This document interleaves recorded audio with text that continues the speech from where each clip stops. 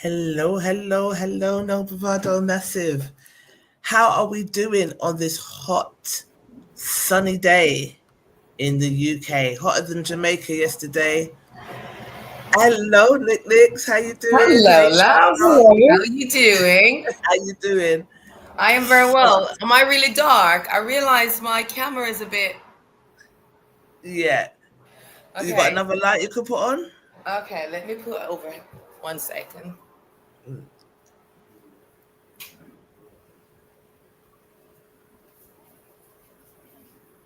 So I bet Yeah, it's a bit that's a dark, bit but better. I think I That's a need bit to better. clean my camera a lot better. Give me a second. Let me just try and clean it. That's what I enjoyed before. But naughty. Everybody is. Oh,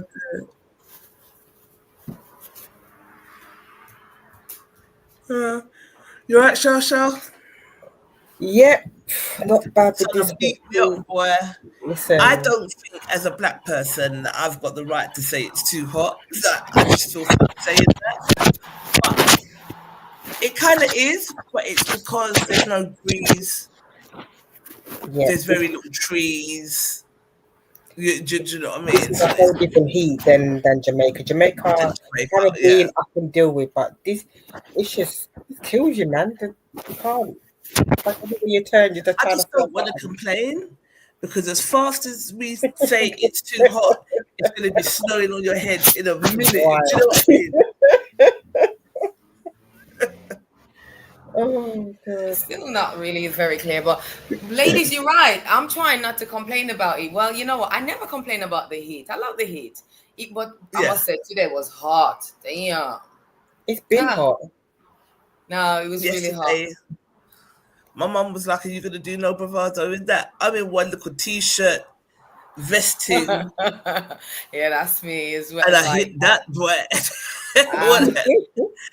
I'm just too hot. And trust me, to be going through perimenopause in the hottest summer of the flipping, you know, of yeah, all. I hear that. Let me switch to Well, see if last year I was worse. This year I'm better. Cause when I first started having a menopause, Lord, I thought I was dying. I was just like, what? Because I was somebody before. I would be cold, so I'll be the first one to be closing the windows But no, last year I was like, I can't do this, and then it would just for some reason I'll be cooking, I'll be fine, and then all of a sudden it's like someone put the heat on in my body. I'm like, Yeah. why? Interestingly, I don't really overheat like that. I don't I'll get hot, but not like where it impacts me. It doesn't really bother me that much. But you know what I've started doing at night and it really work. So I put I wet a flannel, put it in a Ziploc, put it in the freezer, and at night, put it around your neck or put it on your feet, and that just pulls you down so quickly. Okay. That's been so good. Okay, tips for you guys out there. That's a good one. You're gonna try it tonight. Try it. Oh my gosh. Just basically wet your flannel, put it in a Ziploc or put it in the freezer. And then when you're going to bed, because your neck, I find like my neck and my feet are the two areas that get really cold or really hot. Yeah. Right. So it helps to regulate your body from your neck or your feet. And it cools you down to have a good night's sleep. So you're hearing this now, Bravado Massive. Wet your flannel, put it in a Ziploc bag, drop it in the freezer, and then just take it out and let it act as a coolant in this hot. Okay, I'm gonna switch to my other suite because I feel like I'm really dark and I can't see it. Okay, let's see if this is bad. No, it's worse. It's worse. I'll go back to my seat because this is not working. It's worse. Sorry, it should have been exactly worse. It is worse. But anyway. Oh, dear. So what you guys have been up to today?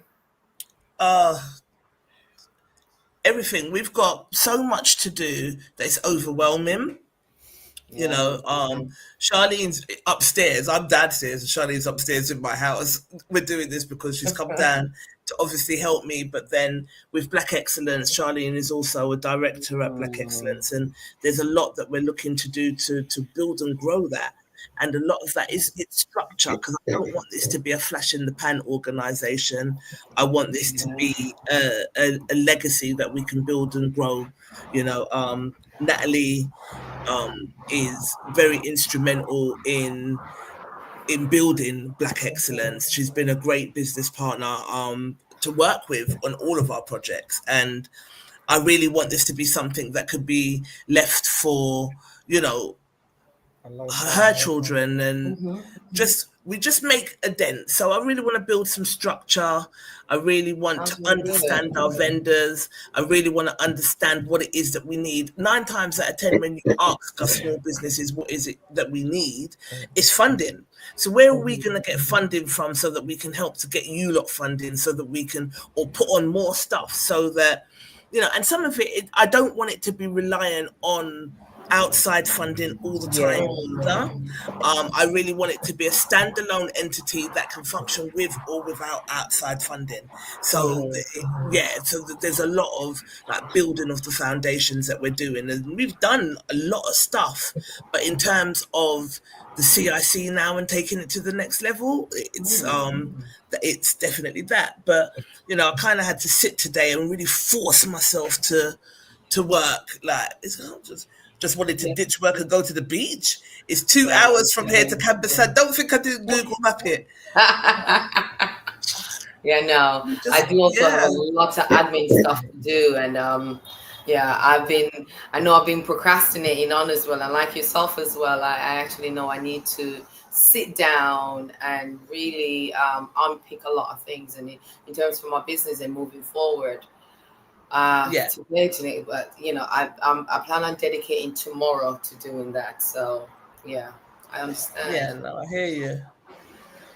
hear you. All right, so let's crack on, because our phone. Good evening, Spotlight. We're late with doing that. Good evening, Spotlight Radio, and to those of you who are listening out there, thank you for joining us.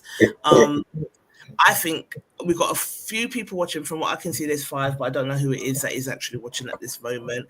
Hopefully you drop in the comments and let us know who you are.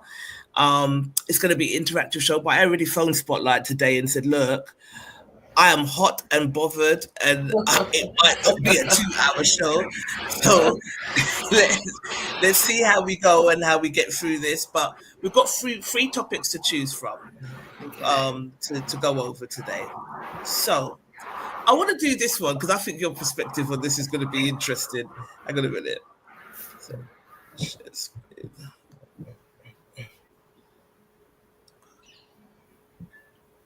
have you seen this, Nix? What's floating that? About anywhere. Can you see my screen, guys? Yeah, I can. Mm-hmm. Yeah. Okay, so let's play this. Hang on. Colors Watch what's happening. to be great. How can I love when I'm afraid to go watching you stand? All of my doubt suddenly goes away. One step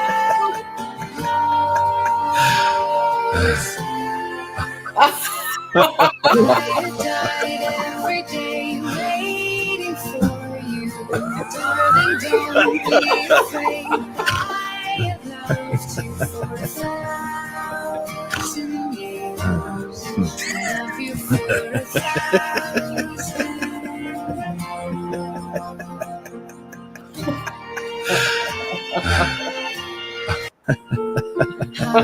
So yeah, don't send men to buy fruits and veg. Sorry? Don't send men to buy fruits and veg. That's what I'd say. No, but Did you not catch what happened? They just keep. No, so what happened was, I'll make you watch it again. What happened was, they're out. So this must be some sort of a challenge, because you know they do these challenges, right? So they're out, and the wife's picking the fruit and veg, and she's putting it in a little bag. Every single one of those men picked a fruit out of the bag that the wife had already picked, handed it back to the wife as a suggestion. That's what happened. You didn't catch that? I'm going to play it again. Handed it back to the wife as a suggestion. Oh, let's take this one. The wife looks at it straight away. throws it back in the pile. That's the point of the video. Oh my God! When it was laid out, I'm somehow gonna watch it again. I did not. It wasn't clear to me that. Oh my word! No. Ouch! What they were doing was sneaking and taking out a fruit that the wife had already inspected and decided was okay, but because their husbands have handed them the fruit, immediately it's trash and it just goes like nope, and it's rejected. And did you realize I did the same thing as well? Because I did the same thing, just saying, that prejudice. Okay, men can't pick fruit, so you just automatically. Yeah. You see, when they laid out like this, it becomes undeniable that we're like. Oh my God, that's terrible. Do you want me to play it again?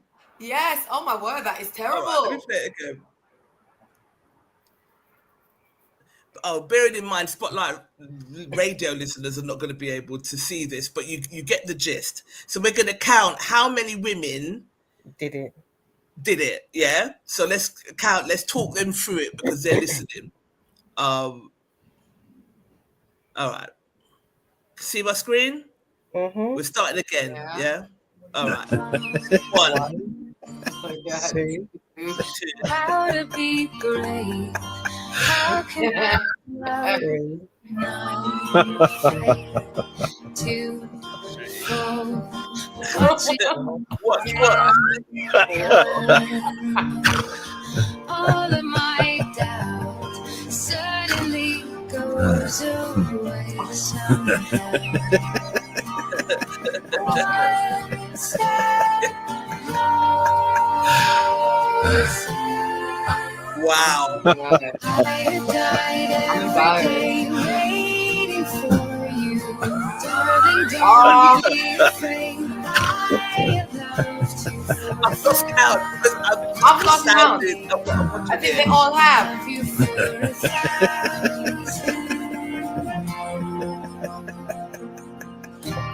They all did it. Every single one of them. We had 9. One of them. Oh, that is so embarrassing. All 9. It was wow. This is why I love Charlene, because Charlene never loses counting. No, I lost count a long time ago. Wow. Evening, Sugar. Evening, DJ Amorous. Yeah. 9. That's embarrassing. Blood. No, we need to check ourselves because I immediately had that preconceived notion that men don't send them to buy fruits and veg because they're just going to pick up any rubbish. So I guess it's a prejudice that we hold. Yeah, and some of the actions of those women as well, some of them looked at it like, no, and threw it back down. Yeah. It's emasculating. Yeah. Like, Shasha. It is. Yeah, that's the first message. It's and when you watch it as a woman, like laid out like that. I know, it's embarrassing as a woman. And to know it's the same thing that you picked up and checked, and you still went and put because your husband picked it up. And the thing is, if you was to put it to them saying, okay, what if they did that to you? How would you like it? They must come with an excuse. But at the end of the day, demoralizing and demasculating a man is not nice. It's not good. So why would you do it for whether? Because that looks like it's done intentionally because they haven't seen that. That's Nicole's environment. Yeah, go on. Because they haven't seen that. It's outside here. Yeah. Hold on, let me just close this door. I think. I didn't hear it down here. Yeah, go on. Because they haven't seen what the husband. I have my balcony door open because it's so hot. Okay. It's hot. You have to. I know. because the wife haven't seen what the husband picked up, but it's just a true reflection. Though you can't see that you've seen it, that you've already inspected yourself, but the sheer fact that it's come from your husband, no, it's fine. I'll pick one, but you've already that's one that you've already picked. So what's wrong with it now? Is it just because I picked it? It's very belittling as well. It is. It's undermining. It's belittling and undermining. So they didn't even, because if you notice, none of them actually truly inspect it. They didn't. Once the husband handed it, it was like there's no need to inspect it. Nope. I already know that it's trash. It's almost like I already know it's rubbish. So hey, put it away. Yeah, exactly. That's bad. Yeah, very bad. Very bad. I don't think they had much to say about that. No, that's bad. Hang on. Try. Say anything. Hang on. Yeah. But what do you think the psychology is behind that? Not just fruit and veg, because I think it's deeper than that. You know what? We're actually funny thing is, I think for me personally, I think it might have to do with the fact that we've you know what, in society we've actually been trained to what's the word? Dismiss? No, to see men as start with V. I've just lost my train of thought. But it's hot. That's why. Huh? It's hot. That's why. I know exactly. Villainize men. So we actually see men as we're actually trained to see men as villains. So most of the times we're not even aware that we're doing it, but we do certain things not even being aware. Because so we do. I think that's like a deep subconscious thing that's going on we're not even aware of it. But then it is sad because guys are always saying that we don't take accountability, that we there's loads of things that we just are not able to take. We just that we don't even realize. And I think watching that and seeing it laid out as clear as day for me, I was like, wow, yes, very interesting. Very interesting. And then we would turn and say, men can't do nothing, but then it's just proven. Do we give them the total respect that they deserve to go out and do things? Because at the end of the day, men can do what women do. At the end, pure and simple. It's just been proved. I've taken the same thing that you took out, and it's still not good enough. So say, oh, men can't do nothing, but do you allow us to? Because men can do a lot of things, but yes, women can do a lot of stuff. But there are some men who are who can multitask, who can go out and do shopping and have standards of the same as women. But do women allow that? No, because they feel that they have to take that role, and you don't have to. Men can do it too. Yeah. Do you know? I think that. Sorry, love. I'll go on. I think that in a way it's a level of insecurity as well, because I think some women actually feel some women feel actually more empowered when they think that when they tell themselves that their man can't do anything in regards to like domestic things and things like that, because some women are actually they like to feel in control, and they like to feel that a man relies on them for certain things. That little bit of control, of course, because it's been drilled into us that women can only do certain things and men can only do certain things. But at the end of the day, men can go shopping, men can wash the dishes, men can do a lot of things that women can do, but it's just seen as that, oh no, that's just leave it to the women, they will do it. No, men do want to do things also. I don't know if you ever watched what's the thing about weddings? And basically it was about people women they knew was getting married, but didn't know where. They just had to follow the instructions of the man and put it in there. Don't tell the bride. That's it. Yeah, don't tell the bride. Yeah. And they literally they had no control over it. And it was funny. It was nice to see that the women actually appreciated what they did, and they knew their part. Like, okay, you know, at the end of it, some of them to say, you know what, you can do it. You can do certain things. Yeah, I'm going to let you do a lot more. You know, it's nice to see them appreciating it, but some of them were just like, I would not have wanted this. What the hell have you done? And some of them was like really surprised that they, you know, included a lot of things into it. The family was involved as well, and yeah, so that was another one. You know, so men can do a lot. They just don't get credit for it, and it's unfortunate. That's true. It's unfortunate. I agree. Yeah. That's sad though. That one is yeah. It put me to think. I'm not gonna lie. Yeah. All right. Okay. Yeah, I do think that one is embarrassing for women. It's the way some of them skin up their face and threw it back down. Like, are you dumb? Meanwhile, you picked it. It makes it even stupid because you picked it and you're still dashing it down, so you can't win. Hence why the smug look on the men's face. Like, okay, look, yeah, I'll show you something. Look what's gonna happen. I know. That's embarrassing. Oh, it is. It really is. All right. Next topic. Let me share screen. See if it's all right. Hang on a second.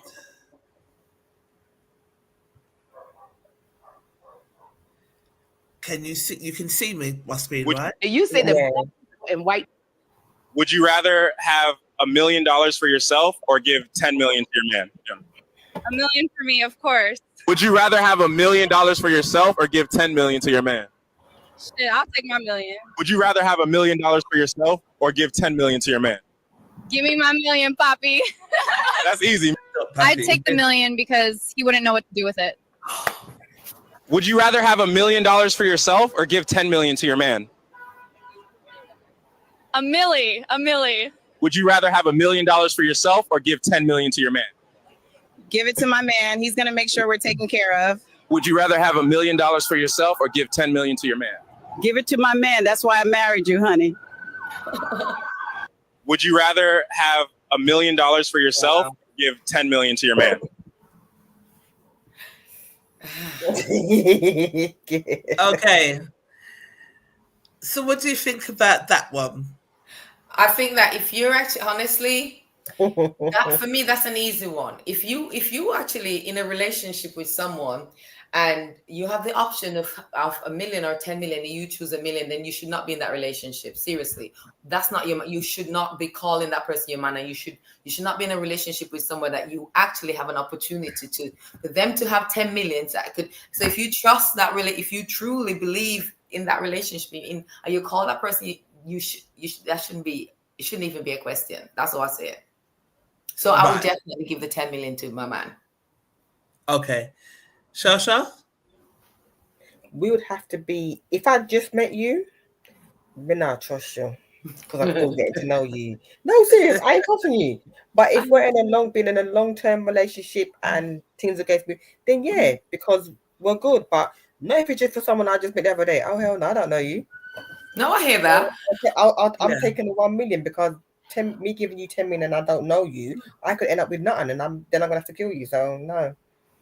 I hear that, but I think that for me, before is like anyone that I'm actually gonna call my man. It means that we would have already gone through that process. It's not.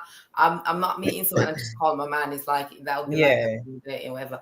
If I call him my man, then it means that I really do. Of course. Trust and all that. So I would, that's something I would do, because I would trust that you're going to actually make the right decision. And yeah, that's me personally. What about you, Trish? Me, same sort of thing as Shasha. If, say, for instance, we've got into a relationship, I think that it takes a long time to get to know someone. So, like, say, for instance, you're seeing each other for like 6 months, and then you decide that you're going to be exclusive after the 6 months.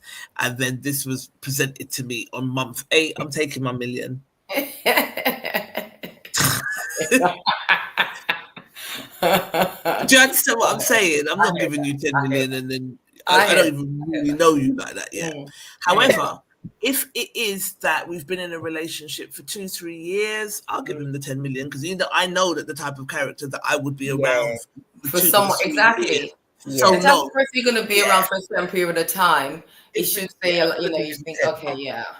But because I know he's going to come right back to me and be like, Trish, how are we going to flip this, man? Come on. There you go. And again, do you know what I mean? So I definitely would give the 10.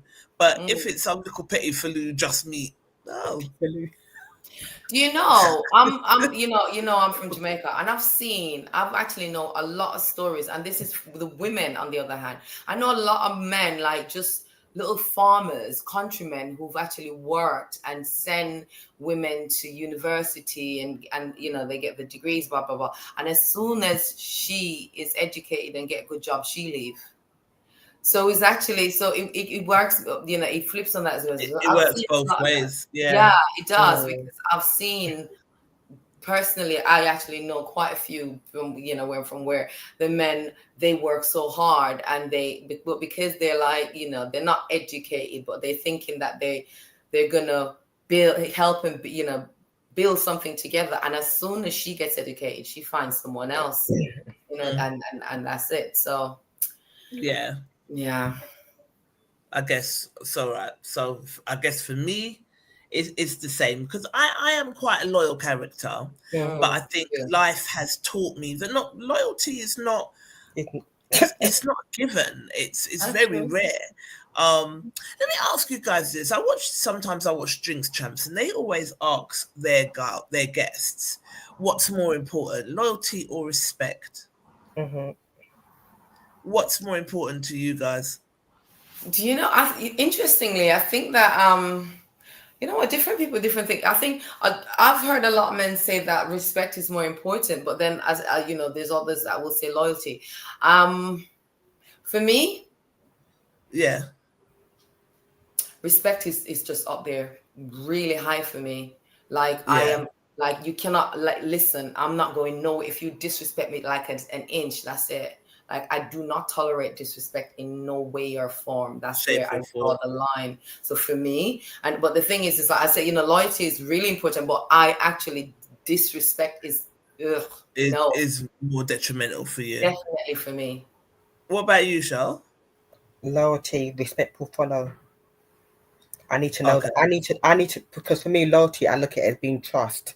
So it all comes together. If I don't know that I can trust you, then I know that your loyalty is not with myself. Respect will come also with that for me. But I definitely, it's definitely low. I need to know that you got my back. In any given circumstance, I need to know that I've got your back, and I can depend on you, and you can depend on me. Respect will automatically follow after that. I also feel the same with respect. I think that if you don't have respect for someone, then it's very difficult to be loyal to anyone that you don't respect. So it's one of those things that I think it does go hand in hand anyway. Yeah, it does. The truth is, it's like it's almost impossible to be loyal to someone that you don't respect. Have you seen? Oh my God, I have seen. Have you seen people in relationship that don't have respect for each other? It's horrible. It's horrific, isn't it? Embarrassing. It's terrible. It's really hard to watch disrespectful people in a relationship. Like, no, for me, that is something that I can't, because I think that respect. But then maybe it's just me as well. It's like I'm a Leo as well. So for me, it's like I'm more like, respect. Respect me. My claws will come out. So. Yeah. Feel disrespected. I hear that. I feel like for me it's definitely loyalty for me. Loyalty is very important, and like you just said, it's intertwined. So I don't think one can exist without the other, really. You're not going to be loyal to someone that you don't respect. No. And you're not going to respect someone that there isn't a reason to be loyal to. So it kind of goes hand in hand. But I just need to know that there is some sort of loyalty in any ship, friendship, relationship, romantic relationships, or whatever the case may be. So I definitely think loyalty. But if you're loyal but you're disrespectful, then what's the freaking point? There's no point. So I've had that. Maybe that's the thing as well. I've had that. I know what that looks like, and you know what? Keep it. Honestly, I had that where I had someone who was so loyal, who will tell you that he laid his life down, so loyal, but at the same time was so disrespectful, and I know what that was like. And that was absolute hell for me. So just like, yeah, you know what? I would prefer. I swear to God, I would have preferred the respect, and you actually be a little bit disloyal. Honestly, he was so bad. Right. So, I hear you. All right. So let's see what our No Bravado Massive had to say on the matter. Let's see what they had to say. You can see my screen, right? Mm-hmm. Let's see what they had to say. 10 million to your man, says Faye Rose. If you're married, take the mill if he's your partner. I get that. I more or less said the same thing. If I'm married as well, you know that, it's a done deal. But money changes people. It does. That's true. It does change people. Do you know what I mean? So Anderson Dassey said, what I don't understand about women is that some women claim they need to be married before they give 10 million away to their husbands, but give away their sex away for free, and sometimes more, married or not. You can catch STDs for free, unmarried. I will never understand illogical women. Do you think he's got a point? I actually, you know what? I think he does have a point. I think he does. Because the truth is as well, sex is really deep, as he said as well. It's like you, so if you decide to share that, then you should be really, thinking seriously about, sharing everything. Well, you're sharing everything else because that's such a deep thing anyway. Right. Faye Rose said, Anderson Dassey, the same applies to men. Men give it away for free all the time. Not sure what this has to do with the question in hand. I wonder if men would give 10 million to a girlfriend or take $1 million for himself. Right. Good question. It is a good question. I know enough men would take the mill and dash. Yeah, it's a good question. Right. That's true. Yeah, dash that hole. No one's they're not going to care. All right, so he says the difference between man is that he trusts his partner and when we have money, the first thing we think about is taking care of our partners. Some, because they had like these studies done where in Africa that's why they found basically educating women and actually helping women, which is so much more beneficial to the community than men, because when they support women, the entire community benefits. Where with men, if it was the other way around, it's usually go into ways that doesn't benefit the whole community. So right. That, because when women are empowered, they're going to look after their kids, they're going to look after the family comes first. Where a man can actually then, because the kids are not really tied to him, so he'll be out there with prostitutes. Yeah, that's an extra word. Yeah, he'll be out there just doing his thing, where a woman don't have that option most of the time. So right, it's an interesting one. Yeah, it's interesting. Huh. That's going to open another whole can of worms. But, I mean, because I've got a friend that she's been on the show quite a bit, and she talks about, the way things were and the way things are, and women claiming their sexual liberation and their power. We've had this discussion when we've had our live shows, Donna Murray Turner and stuff like that. So why is it that you think, what you just described, why is it that you think that is, and do you think in modern times that there should be a shift with that? Sorry, what do you going a little bit more? I kind of missed that. Still, So I'm I trying might have confused myself. Sorry, I didn't get that one. All right. So you repeat what you said. You said something about a study where, Oh, on that topic, you mean? yeah, Okay, where on that women, topic you're talking about, yeah, where they found that when they support women, it actually benefits the entire community. Where a lot of time for men, and that's to be fair, that was actually what they do. That's like done like in Africa, and they find that with women, it tends to the whole community benefits. Where with men, it's not necessarily, it doesn't necessarily benefit the entire community. the entire. But you said something about like men, like being now prostitutes, whereas we might not necessarily have that option. And I'm saying, why do you Oh, think that's that what you is? mean. Okay, Yeah, well why do maybe you it's think not. that? Maybe option is not the right word. Maybe we just Yeah, that's not something that for not for everyone, not for most women. That's not something that you want to take up anyway. So most of the time as well, and as I said, because most of the time women are the caregivers. Women are the ones with the kids.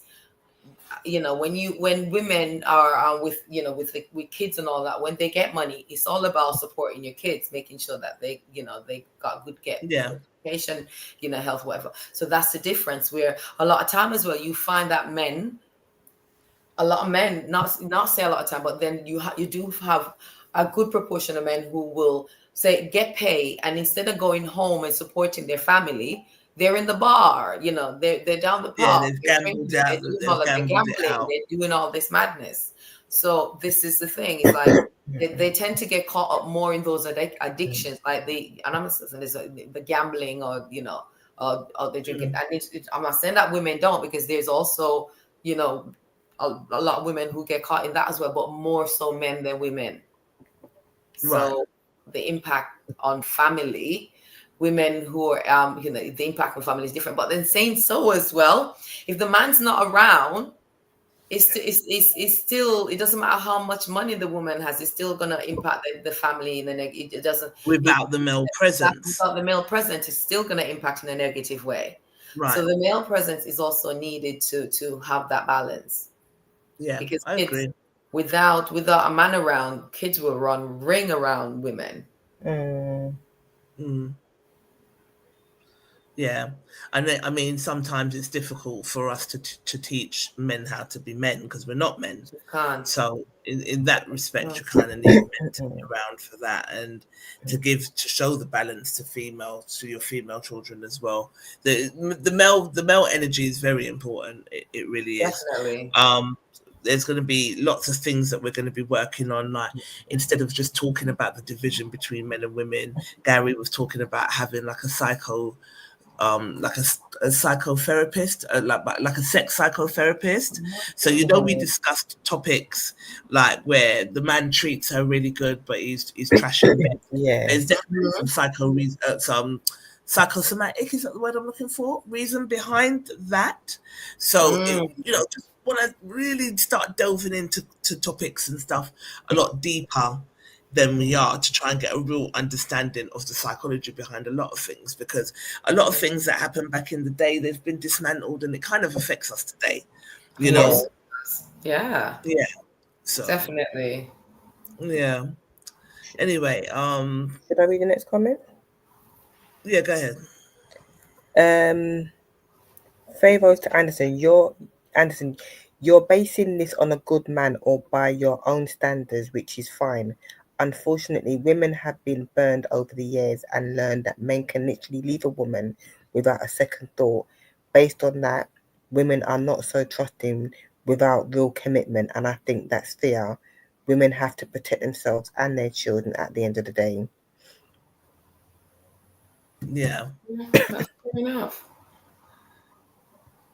A good man yeah. Faye says a good man does this. Anderson Dussy said, I hear you, but most people been burned. Now the choice is staying a good man or hang on. I hear you, but most people been hurt. Now the choice is staying a good man is a choice too after all that hurt. Okay. I think I get it. funny older would. What Pamela's saying is funny that the older generation, the older Yeah, people, would give the that's 10 million to true. their men. But the young women don't trust men to That share. is so true. Yeah, Different generations. Mm. Those generations she said, those ones who said yes, they've gone through a whole heap of stuff. They know each other, what each other's going to say before they even say it half the time. They know who they're dealing with. You got 20, 30, 40 years on them. Whereas the ones who are saying no, they may not have been in a relationship 2 years, said no, they're not going to give it. Or they know how they are, so like, nah, I'm keeping my million, and they can go about their business. So it's very two different generations. yeah, You know, isn't that an indication that we're in some serious trouble? I think that's what it is as well. It's an indication that we are rowing down to like literally. This is it's actually real problems. You know, we have real trouble because yeah, we have real issues. so expand. What do you mean? I mean, I'm not talking about just women. I'm just talking about this generation. It's like, you know, in terms of relationship, men and women, because trust is so important, and you guys mentioned about loyalty, but that's also part of it as well. So where do you how does loyalty come in if you actually, because in order for someone to be loyal to you, you have to also, it has to be reciprocated. It work both ways. So basically, and that's also part of it as well. But if trust is a big part of loyalty, but then if we have no trust for each other, how do we build relationship? Where does you know how does our relationship look in the next 10, 20, 30 years when there's no loyalty, there's no trust? Yeah, Those are big issues. Yeah. In order for us to actually find people loyal, we're gonna have to actually, you have to trust. It does nothing work without trust. That's just the basic. So what's really gonna happen is you're gonna have a lot of just single people. It's already what it is. Just a lot of single people. That's just reality. yeah. Yeah, and there's a question. I was gonna pick it. Someone put it in No Bravado, asking why are we normalizing being alone? In fact, can I jump to that?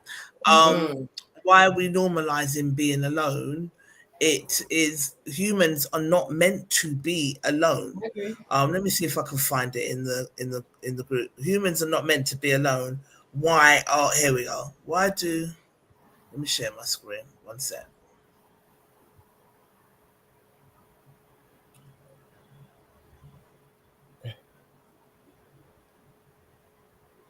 Okay. So this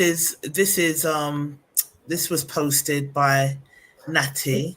Why do people try to normalize being alone? Humans were not meant to be alone. And then we got some comments on this one. So let's view. 1 second. Let's see what they all had to say. Right. So, Shah, you said sometimes it's just easier that way for some. What's your opinion? Dion said, because some people are socialized that way, others may not have no choice. Some others may just choose to stay far from fake people and their BS. In a relationship capacity, it should simply be down to not having found their fit, I'd guess, and choosing not to settle just for the sake of having a partner, or previously bad experiences have put them off. But I think it's all of what you just explained is why we are now really starting to normalize being alone. Do you know what I mean? Yeah. Ian said, if you're happy being alone, if you find someone to share your space, you'd even be more happy because you're already happy being on your own. And I think that's the point a lot of us kind of miss. Yeah. That part. Jackie said, go on, Shasha. No, go on. No, you go on. Oh, because I find it that some people that I know a few people who are not comfortable being by themselves, so they have to be in people's company, they have to be around them. And you got others who are like myself. I love my own company. I do not have to be around people. I choose. It's a choice to have certain people around. It's not anybody I can be around, because you have to enjoy the silence and just be silent, and also know when to have know when to for conversation to flow. So from when you enjoy your own company, it's not a problem. You're not here because I need you here. You're here because I want you here, and we enjoy each other's company. That's a difference for me. So for me, and trust me, I love my own company. Anyone who's, I just love my own company, but at the same time as well, I will never normalize being alone. And the thing is as well, and I've seen too many examples. So I've seen even within my family, like so I had an auntie who was she had one child and she was old and she just was always alone. She was one miserable woman. I'm not even gonna lie to you, she was just always miserable. And I feel and it always pained me, but it's true, she's just miserable. And not, but not only that as well, and she died at an earlier age as well. And and when you start to get older alone, it's not a nice thing. It's really not a nice thing. I've seen it. My dad was someone as well who loved his own company. And my dad passed away 2.5 years ago, and he was alone. But the thing is as well, dad loved his own company and all of that, but he died at 71. But the funny thing is, I think that when you're alone, a lot of time as well, when you have someone else there, is like, as that person said, humans are not really meant to be alone. Like your own company doesn't necessarily mean you need to be alone. It just means that you because I have seen how people who've actually just like their own company, they get so accustomed to it that after a while, it becomes their own prison. And I think because for me, I can see Charlene's lips are pierced. Yeah, but that's my own experience, because that's what I've seen. Yeah. And as I've said, I've seen my aunt. She had my cousin when she was like 21, and she had her heart broken by her dad, and then she just locked off, and that was it. Yeah, that was and the end of that. So old and bitter, and and she died at I think it was like 69. And it was not pleasant. It was nothing as well. And it was just like, and I could see in the end as well, it's just, there's a lot of regret there as well, because she didn't open herself to love. She didn't open herself to actually be finished. She just closed off. I get what you're saying. And that scared the shit out of me. Sorry. That scared me, because I'm sorry, but guess what? I don't, because my grandparents. So my grandparents were married for like 60 years. And they had such a beautiful relationship, and I look at that relationship, and I always, ever since I was a kid, I was like, I want that. When my grandma passed away, my granddad he was perfectly fit and healthy, but he was fine, but he couldn't live without her. It was that kind of thing, because they've been together for too long. They just kind of feed off each other, and they will cuss and all that. But trust me, the love is just so. That for me is the ideal. So I think, and I believe in the power of. I think that you have to speak what you truly desire. I don't desire to be alone, so I'm not gonna. And I used to find myself say, you know what, it's fine, isn't it? And then I realized, I catch myself and I said, no, it's not. I'm not speaking that over my life, because I know that that's not what I want. I don't want that. I like my own company, but also love being in a relationship. I love having a man. I love in this way. I love to feel that. So I don't want nothing. I choose, and I'm choosing to say no. I don't want to choose that, because I've seen that, and I've seen how my dad wasn't a miserable person. My dad about a hot boy, but anyway, my aunt, different thing. I saw how it just was not, and that's the difference with women. Those are those are siblings. Women, we don't handle. When we start to get older, it's not easy. Yeah, it's not easy. We have to understand. We kind of getting lost in modern time and not understanding that we're still women, and we're going through certain things. And trust me, it's not the ideal. It's not the ideal, but I think with a real head on, I mean, I spend long periods of time single, and I work on myself. Now, with everything, Kev B says life is about people. life is about people. I agree, Kev, but I think there's so much to unpack because, like you just said, we are getting lost in modern times. I don't think the men were like now or how they were back in the day. And I think there was a certain level of security and safety that men provided that then that they don't necessarily provide now. I think times have really changed to the point where I choose peace over presence.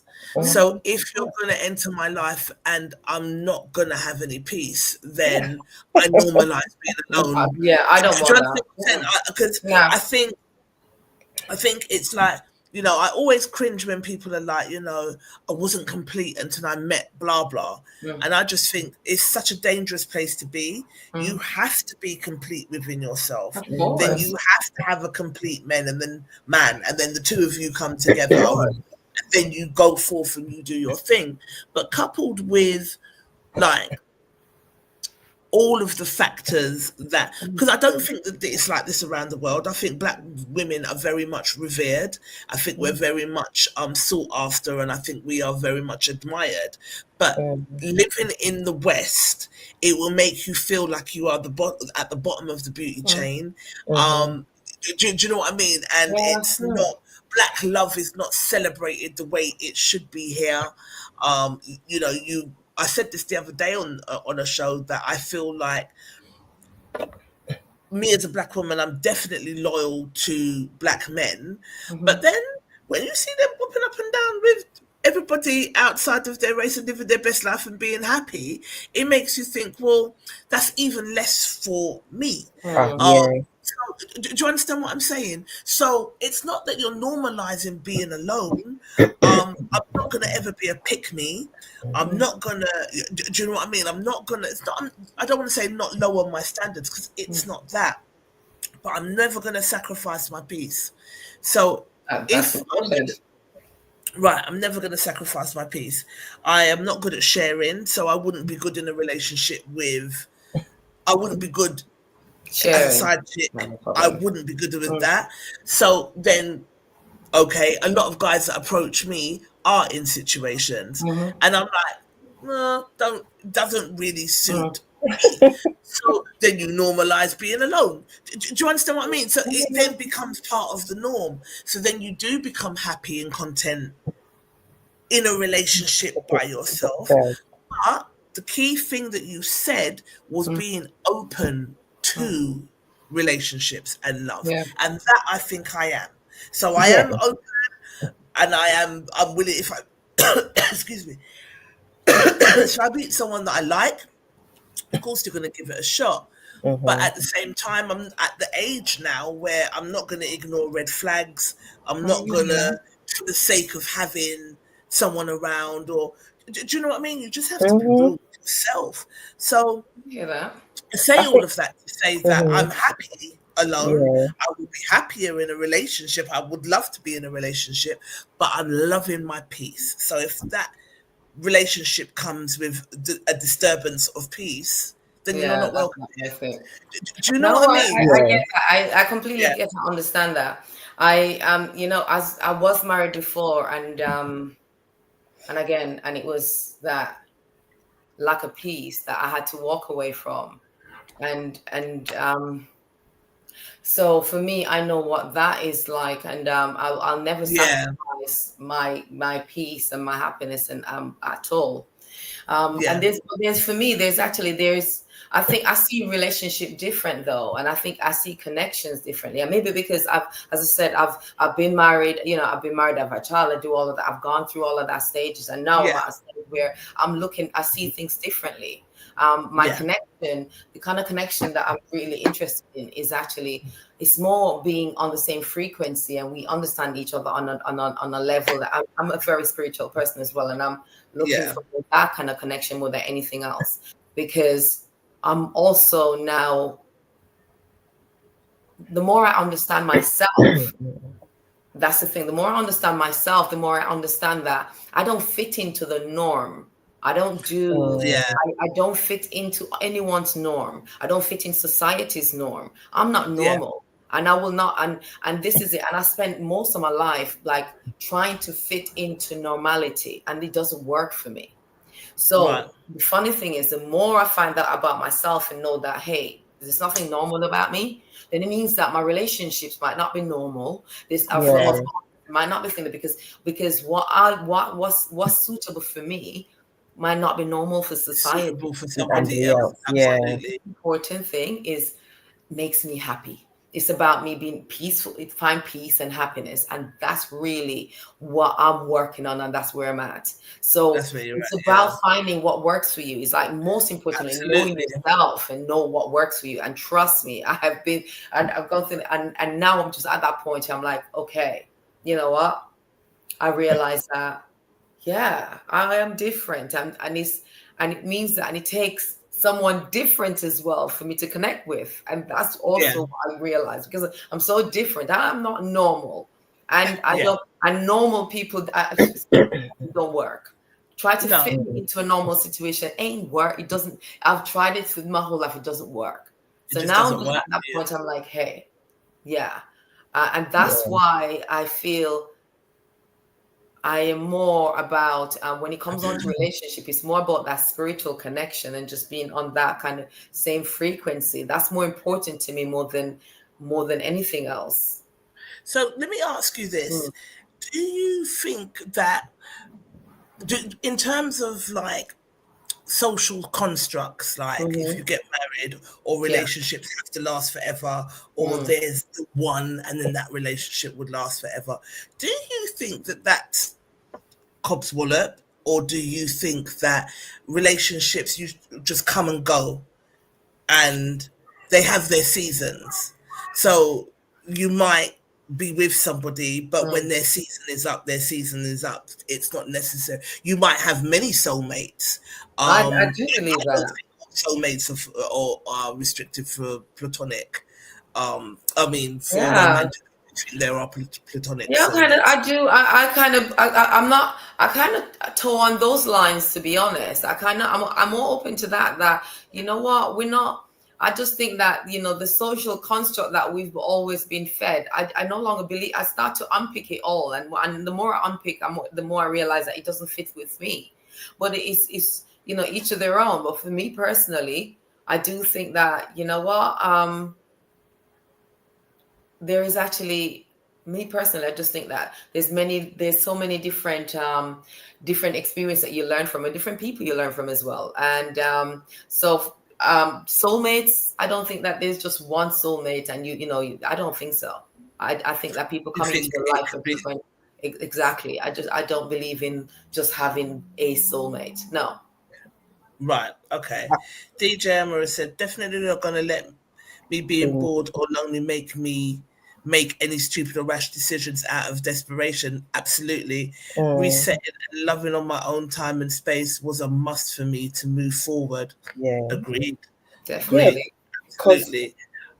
Go on. For me, Tom, too, when I moved to Birmingham in 2019, it was a big decision because I've always lived in London, but due to unforeseen circumstances, it was, I realized I didn't know enough about myself, what I wanted, what I needed, and just loving me.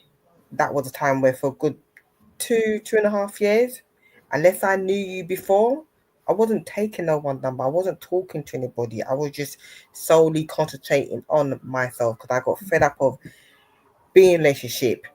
You're thinking that you're building with somebody. You get used to the company being around, and it crashes. I just thought, child, I'm not doing this anymore. Then I realized that, like I said, I didn't love myself enough. And even though I like my own company, I realized, you know what? I really don't know myself, and I need to concentrate on me. So now at this stage in my life, yes, I love my own company, but it doesn't mean to say that I don't love other people's company. It's just that I'm very fussy as to who I have in my space and have around me. Because when you're in my space, it's my personal space. So it's very precious to me, and I guard it with dear life. So I might see people when we go out and so forth, but to be in my home or for me to be in your home, that's a whole nother situation. And I'm not saying I wouldn't welcome a relationship or love. Of course I would do, but it has to be the right person. We have to click, and not click on just on a sexual level. I mean, click up here. Definitely. I need to know that we can, the connection has to be really different. It has to be a proper connection. We're learning about each other, and even though you could be with each other for many, many years, I want to know that at the end of the day, each day we're still learning about each other, because there's so much about two people you don't learn about in a year or two. You're constantly evolving, you're constantly growing. Things do change, you go through different things, and you learn how to deal with each other in different situations. And that's me. I know that there's a football nearly 45 now, and I've been through a lot of things that most people of 50 or 60-year-old haven't been through. So yeah, it's about I just want to find someone who's genuine, no nonsense, not settling. I know what I bring to the table, and I know what I can do for myself. It's not a case of what can you do for me, what can we do for each other, how can we grow together. And if it lasts, it lasts. If it doesn't, I'm good with that. But I'm just not doing the whole get with you because of the sake of it. Nah. Yeah, that doesn't work. Polygamy comes up a lot in No Bravado. Do you think that's more of a realistic sort of way? do. I genuinely do. Right. Personally, I do, because I think that if we look at, and if we talk about just being realistic, if you look as well at, and if you're thinking about, say, Black women, we're Black women. If you think about Black men, okay, as we say, it's like, there's so many in prison, gay, already married, gone to the other races. If how are we all gonna have one to ourselves? It's not gonna work. Yeah. It's just not gonna work. But the thing is, as well, we're not from a culture that was monogamous. That's not what we were from. Yeah. That was not something this is a Western thing. It's a Western thing. So do you think that that's kind of what is hindering us as Black women? I actually do believe that. You do? I do. Yeah, because I've been sitting around, like when me and Shasha's been out on the road, even when you've been about, like sometimes I've seen a lot more Black women with white men. So I'm like, because it's a Western thing, we're not looking at polygamy. We would rather step outside of our race at this stage than to look at polygamy. I've just said it. I'm not good with sharing because, again, that's how we were conditioned. But do you think that's part of our hindrance then? We should just kind of personally, yeah. Okay, let me just get some water. 1 second. All right. You don't think so, though, do you, Shasha? Hell no. For me personally, I just think it's no. Guilty. Well, so let me. My fault. Let me.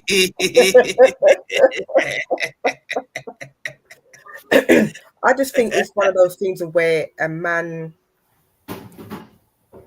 personally is making and I could be wrong for this saying this, but I just think it's a way of men saying making a woman feel like they're not good enough for you to be the only one to be with them. And like, okay, you got a choice. It's either I'll be with you and I'm out there doing what I'm doing and you accept it or you don't. So it's like a take it or leave it kind of thing. And that's what I don't like about this whole polygamy. It's like, come on. I don't see it like that. And the reason why I don't, but then I'll let you finish anyway, but I you go ahead and finish it. I'll tell you why I don't see it. Yeah, I just it will never sit right with me. And it's each to their own. But I just feel like, okay, I know that, when you're if you're in a long-term relationship, I know more than a few. My godfather was with his wife before she passed away for 20 odd years.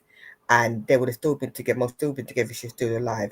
And it was just them, bench and batty. You don't see one without the other.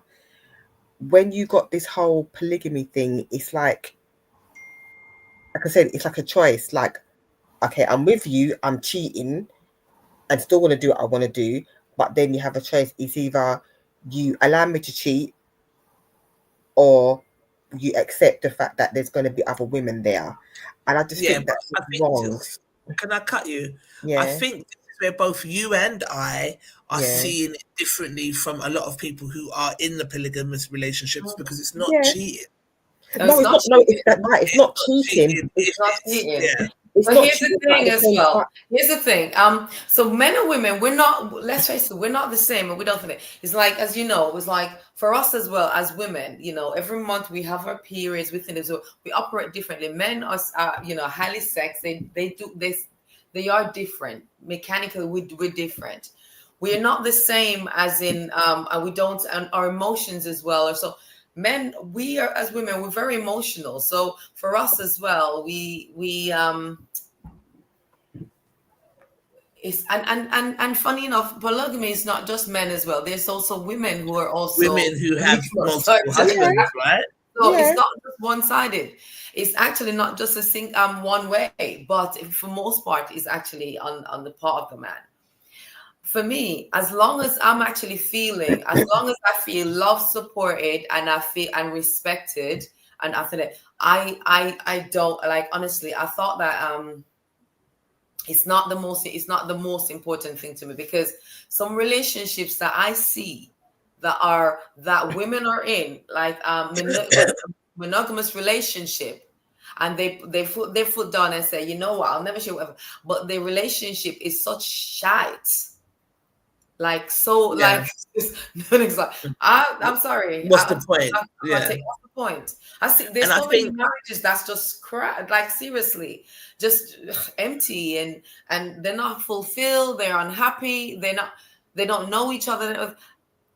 They're not happy. But guess what?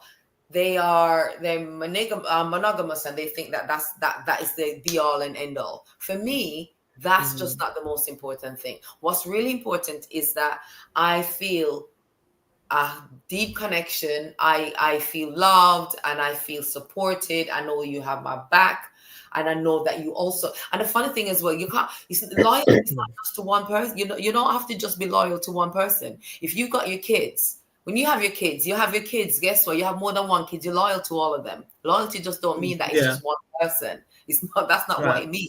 It just means that I love talking to people who have a different perspective to me. Come on, let's get not just one person. You've got two kids. Right. Are you just loyal to one? No. You're not just love is not it's not thing as well. Love is not a social construct. Exactly. Love is something as well. It's not just like, oh, you can only love one person. Nothing says that. But this is just this Western way of how we see things. And I personally just don't agree with it. And the funny thing is, when I step out of that and decide to actually have my own construct, I've never been happier. I never feel bad. But it takes it's something that you work on as well, because we've been programmed for so long. And the more, and that's the thing, we've been programmed for so long that we actually think, and most of the time we think that that's what we truly need, our desire, but most of the time we're not happy as well with it, and that's why there's so much divorces as well. So if monogamy was so great, and so why are so many people getting divorced as well? But then you find those places that are, and people who are actually in polygamous relationship, there seems to be actually a lot more balance as well. You find a lot more time as well. People are actually quiet because they know their own roles and they play it as well. Right. But it's just what works for you. It really is what works for you. I've had this conversation. I remember having this conversation years ago with my sister, and I've literally said to her, you know what? For me, honestly, as long as I feel loved and respected and a deep connection and thing as well, I personally think that it's something that I could definitely see myself. So it's interesting. And she was like, hell no. She was hell no. I said, but then you know what? We're sisters, but we don't have the same thinking. The same opinions. As well. I wouldn't switch. My sister's married, but I wouldn't switch my situation for hers, not even for a second. So it's the thing. So it's like, it's just a reality, It's like, it is what it is. Like, we all choose our own path.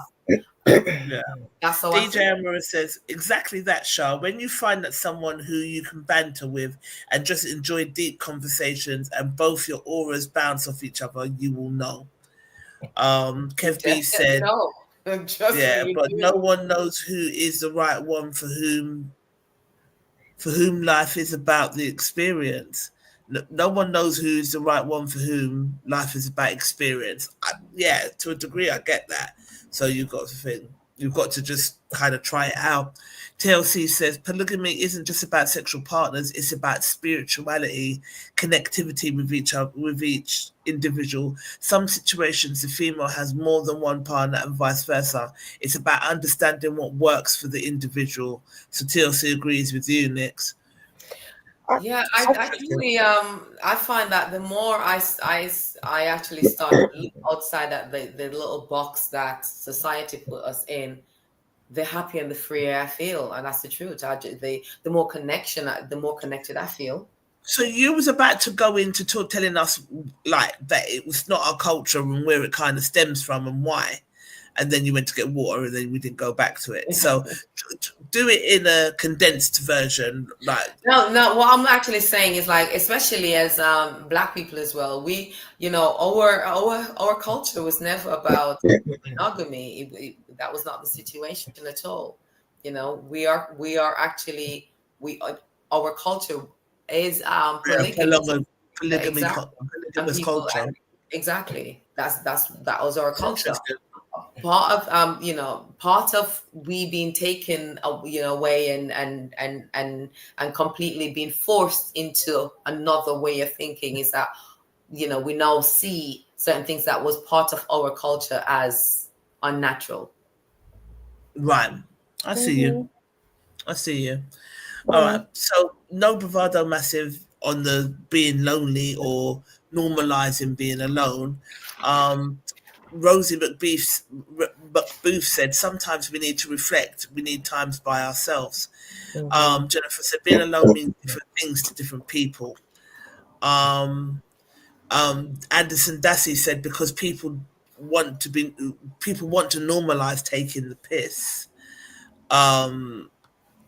Jason Deeps said, I think being frightened to trust someone and allow them into your heart with all of that comes with it is different to being happy about remaining single. I think he had a brilliant point.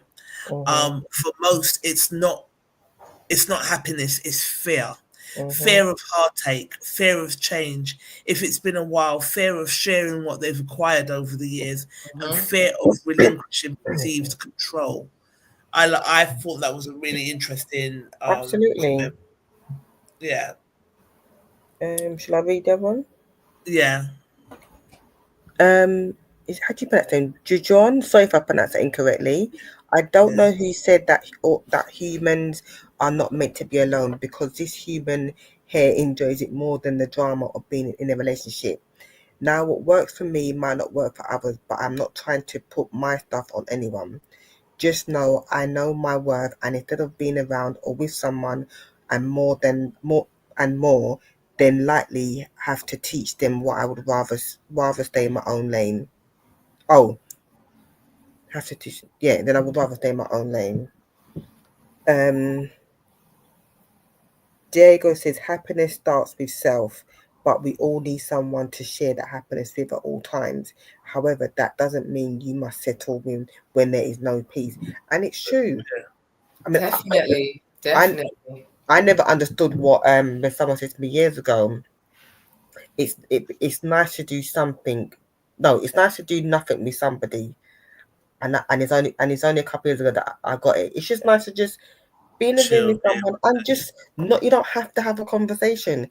Just chill, enjoy the ambience, watch a bit of TV. You're both just at either side of the couch having joke, no real big conversation, just loving each other's company. Period. And the thing is as well, I think it's just.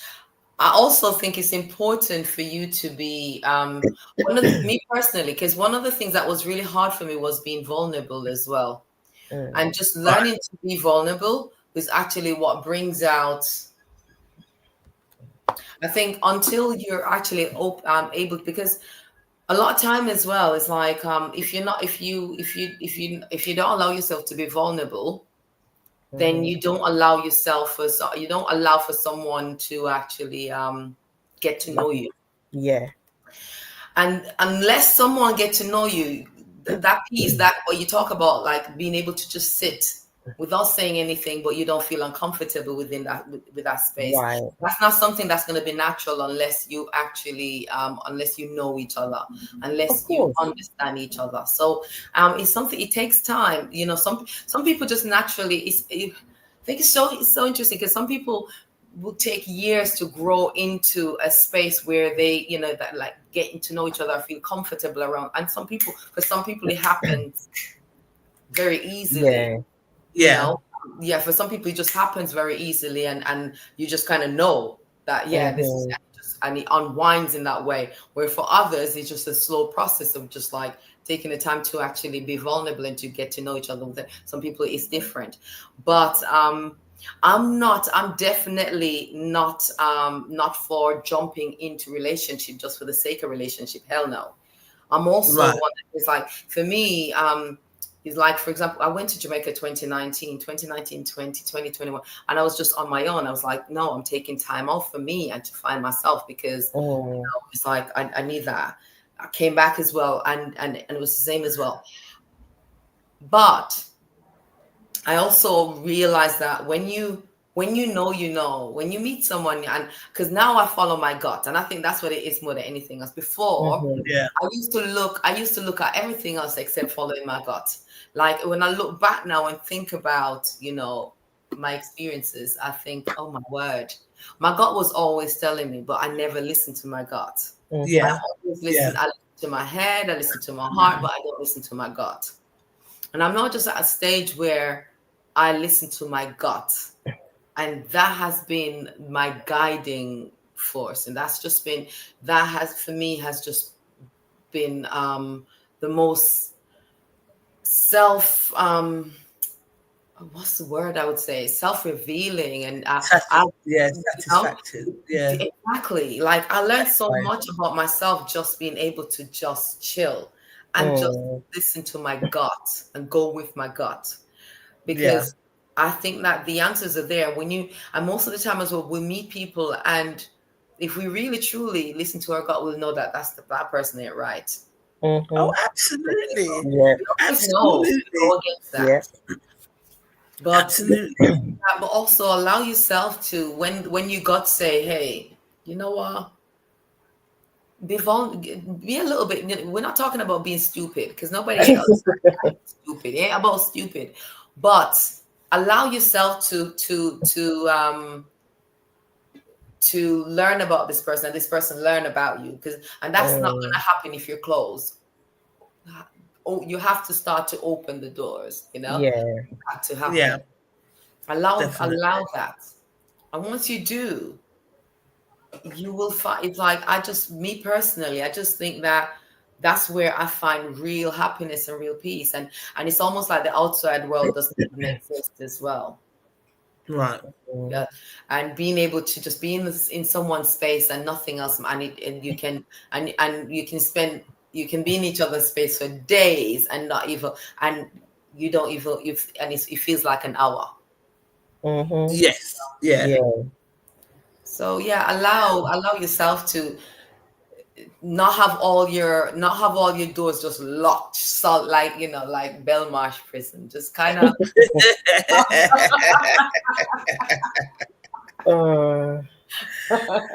oh dear.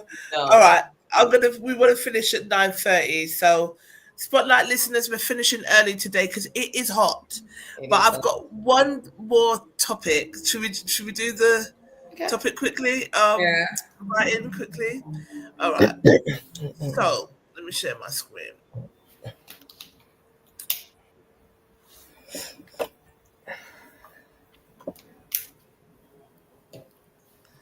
All right. So, can you see this, Nix? Can you read it? Do you think? Okay. Nicole, I'm asking if Nicole can read it, if she can see it.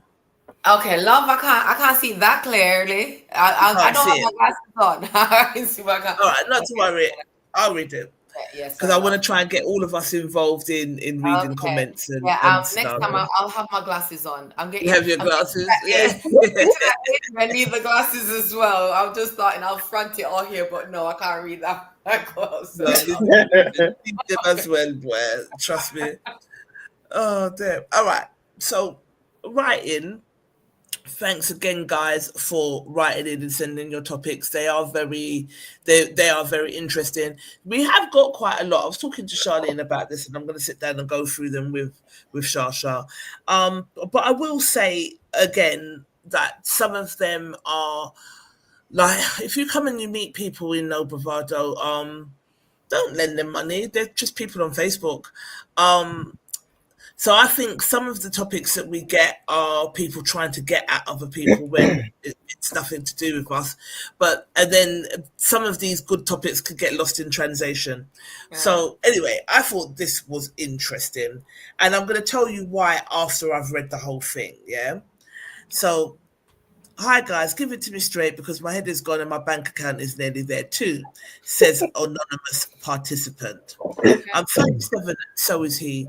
We have both been through enough in life to know better, but here we are. I've been seeing this man for about 18 months now. From the start, the vibes were mad, the energy, 10 out of 10. The passion, do not get me started. You know when the bedroom is so good, you start thinking, this must be my husband. Yeah, that. We met at a friend's birthday dinner at a lounge in London. He was there with one of my old uni mates. It was just good vibes, mutual people, and flowing conversation. We got talking at the bar about work life and travel, and we just clicked. One drink turned into three. The conversation was so easy. He was charming, funny, and made me feel like I was the only woman in the room. A week later, we went out for dinner back in London. I live in Kent. We spent the whole weekend together. The connection felt real and grown. By the time he lost his flat and needed help, it felt like we were already building something solid. I genuinely wanted to be there for him. We would spend nights staying up talking about all these ideas for his hustle. And then an hour later, he would have me up against the kitchen counter. It was like Mr. Potential with a healthy side of tea. After a few months of him basically living at mine anyway, toothbrush in the bathroom, slippers by the door, I said, why don't you just move in for a bit? Save up, get back on your feet. Well, it's been a whole year now and he's still getting on his feet, except now it's my feet he's living on. I'm paying the rent, the council tax, food shop, Wi-Fi, the lot. Meanwhile, he's sitting on my sofa in my dressing gown with his AirPods in, telling me he's manifesting the next big thing. Every week it's, babe, trust me, it's going to pop off. You will see. He does bits around the house. He will cook, run me a bath, rub my feet and blow my back out. So good, I almost forget I'm funding a grown man's soft life. Nah. Not soft life. And trust me, he is good at what he does. Sometimes I'm seeing stars on a random Tuesday when I'm meant to be off for work at 6 in the morning. But then the gas bill hits my inbox and I'm just standing there wondering if I'm able to build, wondering if I am building a king or babysitting a man with good pipe and empty promises. When I say go get a job to help out, even something part-time while you work on your plans, he hits me with, you do not believe in me. I am not built for a boss man. I need my own empire. Meanwhile, the direct debits is building everyone's empire except mine. It's bad because I do really love him. He makes me feel soft in ways no man has ever had. He blows your back out. Let's be frank. That's all it is. Right. Yeah. But the truth is, I'm starting to feel like I'm being played with pillow talk, good sex and daydreams that never reach reality. So peeps, tell me this, is supporting someone for a whole year and expecting them to have a business up and running unrealistic? Am I doing too much too soon? Basically, I'm not sure if I should build a bay or dash in before I end up broke and alone. once he has rinsed me out financially. My overdraft is overdrafting, and this dream is starting to look like a piss take. Thoughts, please. Yeah. What do you think? Yeah, I'm not signing up for that, none at all. I can't even kiss me. Like, no. Yeah, no. That ain't working. No. No. He saw you coming, mate. He definitely did. You've been DJ Amora says you've been giving him wifey comforts way too early, or he dickmatized you. What's more important to you? Stay there and make cocky turn you fool. Right, exactly. Thank you. Seriously. I'm not that one. I'm just not. Listen, I can be the sweetest boy, but I'm not that woman who can deal with this kind of situation. No. But because there's a lot of articles, because after we got this, I went and had a look. I would, and then looked for examples of where this has been the setup in the beginning, and some of the couples that came up were interesting, like Barack and Michelle Obama. When they met, Michelle was actually Barack's mentor at the law firm. She supported him through law school, his early political career, and all the financial uncertainty that came with it.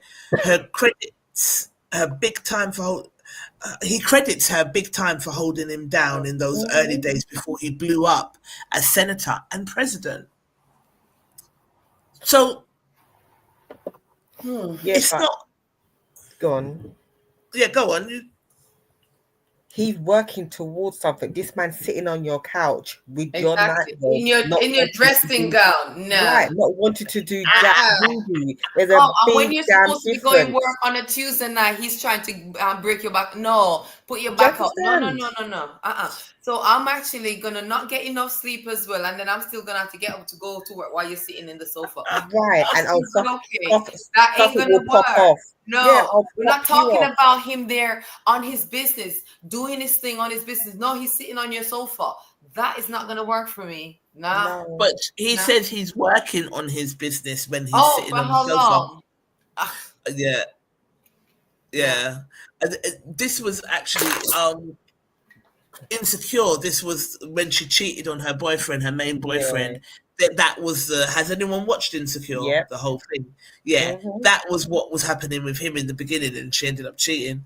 Yes. Yes. Do you remember? Yes. He turned out good in the end, but it so turns out he was depressed.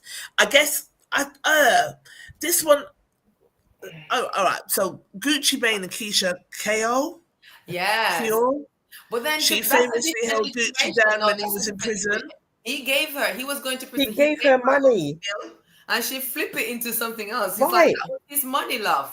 Exactly. He left her with something. He gave her some money when he was going away, and all it was when he come back, she flipped it into. She gave him like 3 times what he left or something like that. Different situation. So she deserves to get what she got. If I see that you're ambitious and you're driven, you're on your. Of course, I'll be there, but you're not gonna be sitting up on my sofa when I have to go work harder, and I'm not seeing. You have to be showing something in a year.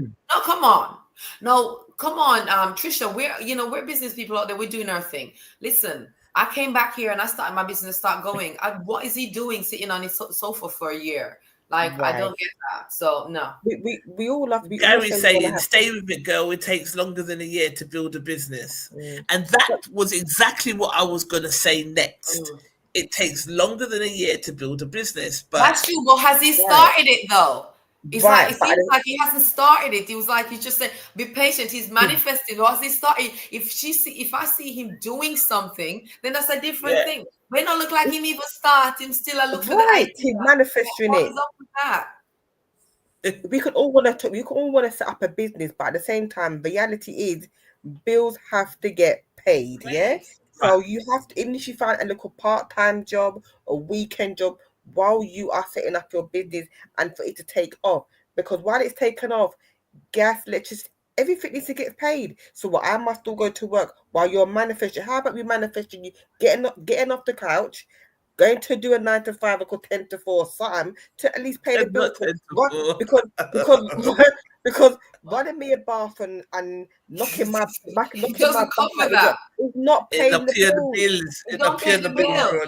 But think about it as well. What if he didn't meet her? It's like she actually he was living somewhere before. He's now. It means that he has to be contributing because if it wasn't for her, he'd have to be paying his own rent as well. Like, come on, have a conscience for God's sake. That to me, like that. No, I'm not with that one at all. No, man. And I will always, and if you notice, with me as well. I'll give men blood, but no. That crossed the line for me. Like, no. Yeah. And the thing is, this is common. I've seen right now. I know at least 2 people who are in this circumstance, and seem to love the man more than they love themselves. I don't suffer from that. I will carry my man for a period, but I wouldn't carry him. Hold on, I can't. Both you're talking. Sorry. Go on. Sorry.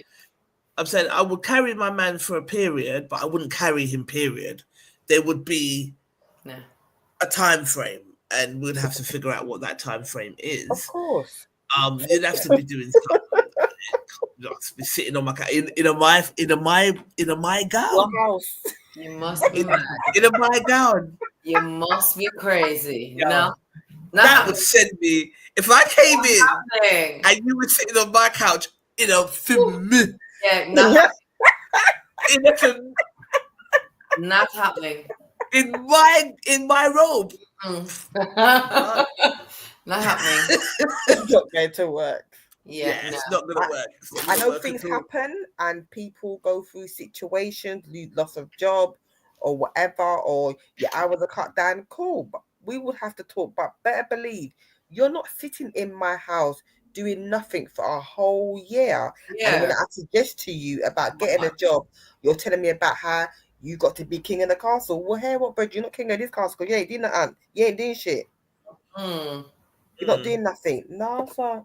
Like I really don't want to go to work. Yeah, we all got dreams and aspirations and want to be our own boss. But right now, you got to kiss ass before you can kick ass. Yeah. I'm right now going to have to kick your ass because you ain't doing shit. Yeah. Okay, so what did our No Bravado crew say? Asani Stephenson said eyes. Digo the boss, to start a business, you need to have income. As the saying goes, it's not what you earn, it's how you manage your money. I hope that helps. That he was asking for everyone's thoughts. Has he told you his business plan? I definitely think you need to communicate, says anonymous participant 552. I think you need to communicate everything you have written here to him. If you feel that you are unable to do so, then unfortunately, I personally think he isn't the one. For him to reply to get a job to help out with you, don't believe in me, is ludicrous. Talk about switch it up. That shouldn't be the response of Mr. Potential, even with a healthy side of D. I think chat to him about it all, especially the money troubles you're having. And if he isn't willing to help out some way with that, then I will cut it off while it's still early and you ain't got the bailiffs knocking. Good luck, and I hope you do decide to tell him more. I hope you decide, if you do decide to tell him more, he has more empathy for your worries. Yeah, I agree with that. That's true. She has to be. She has to be honest and tell him what exactly. And if he still comes back with something like that, then he's really don't care about her feelings. He's just looking for someone to use. He don't care. Yeah. DJ, definitely. She's getting her back knocked out, mate. That's all she's worrying about. Yeah, and he thinks that he's just doing her a favor like that. Like he thinks, he does. And that's all he needs. Oh, really? It's actually a thing that people kind of nest at people's house. Like, it's actually a thing. I was talking about this with Dawn the other day, Dawn Matthews, and like people who like what they called hobosexuals. I've heard about it. That's true. There's a lot of where they actually just lodging in people's house without. Yeah, they're like little gypsy. No responsibility. And just floating about. It's a thing. It's an actual thing. Irina Gingerbread said he's not your husband to support him. Tell him you didn't get paid next month and don't buy food for the home. You'll see a hungry man. Either he will leave you ASAP or he will hustle hard. I doubt it though. True. See what it does. No. Is this real? A woman paying for a whole grown man to use her finances, his lack of productivity, without him contributing to anything for a year? But then, how long is a reasonable time to give someone to get on their feet?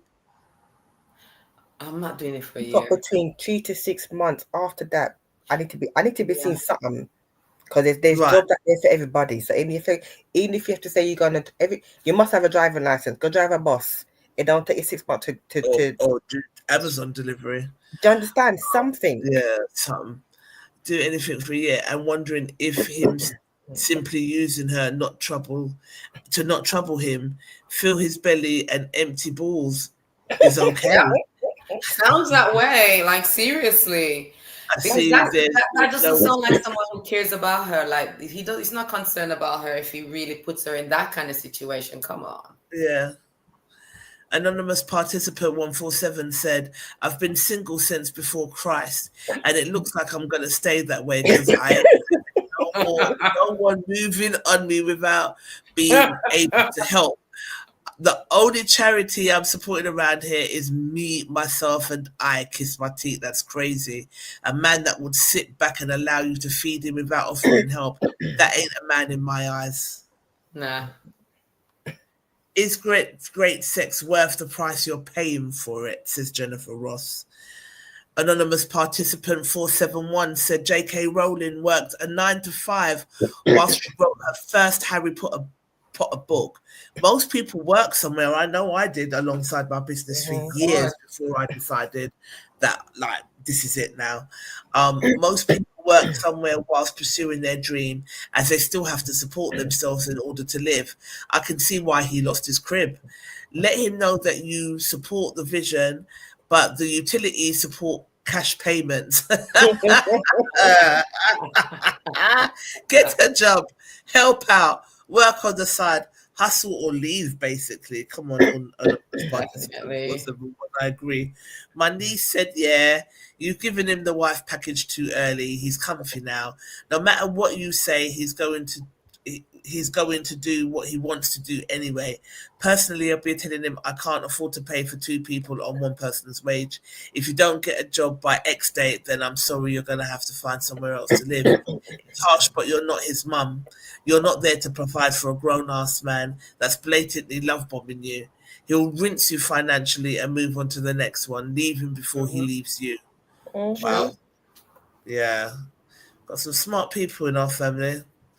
A man who wants things to change will turn all that talk into action. He's clearly lazy and taking advantage of the situation, living for free as a grown man, claiming to be ambitious with empty promises.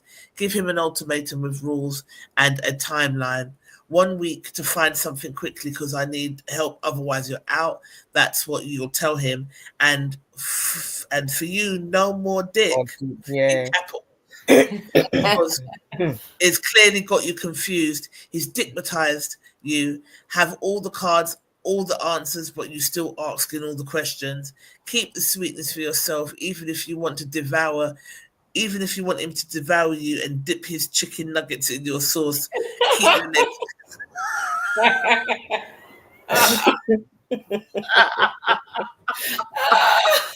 They are funny. Keep your legs closed, blood. Change is the key word. Stand on that, says Anderson Dassey.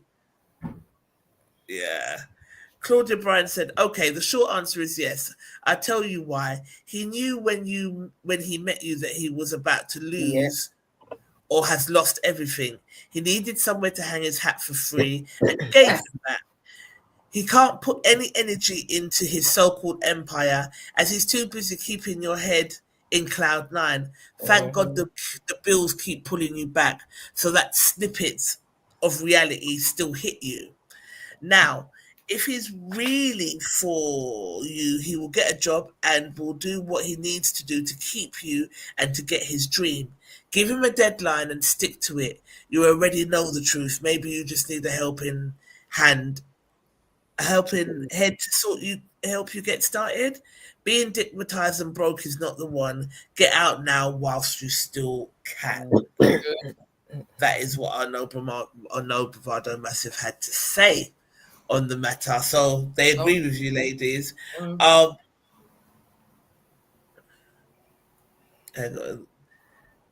Girls are always wearing my shirts at home and jumpers as long as he has underpants on. Allow the robe. Yeah. Man, if we're wearing your t-shirts and jumpers and stuff at home, you know, it's because it's usually after a little sexy time, you know what I mean? And we've come in from work. But if I've come in from work and you're sitting on my couch in my robe, no, that's a huge problem, mate. I'm not sure how long I would be able to put up with that for, but at the same time, I also know it takes more than a year to start a business and to get it up and running. Hold on a minute. Well, then, here's the thing, though.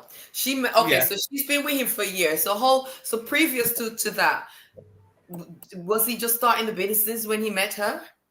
Is it a case where he should have already been in that development stage or whatever it is? Because they've been together for, you see, a year that they've been together, and he hasn't paid any since he's moved in. Like a year, he hasn't paid anything. So what was he doing before? Had he not started the business before? Is it a case where he had something going and he just stopped once he moved in, then he stopped to do a business? It's not like that. Like if you just starting, if you're just going into a relationship and you've lost your property and all of that, is that the time for you to start a business when you don't have the finances to do so? That's not really the time, is it? Yeah. Yeah. So, you just hit the nail on the head. So now would be the time for you to go and get your finances up so you can at least get a roof over your head before going into the business. Yeah. No, I feel you. I definitely feel, yeah. Yeah, I can't add to that. It's true, because if you've lost everything, how did he lose everything? I'd be interested to know that. Right. He saw her as someone he could take advantage of, good sex and wifey, everything. And he said, and he got on. He first the toothbrush, then the flannel, then the slippers.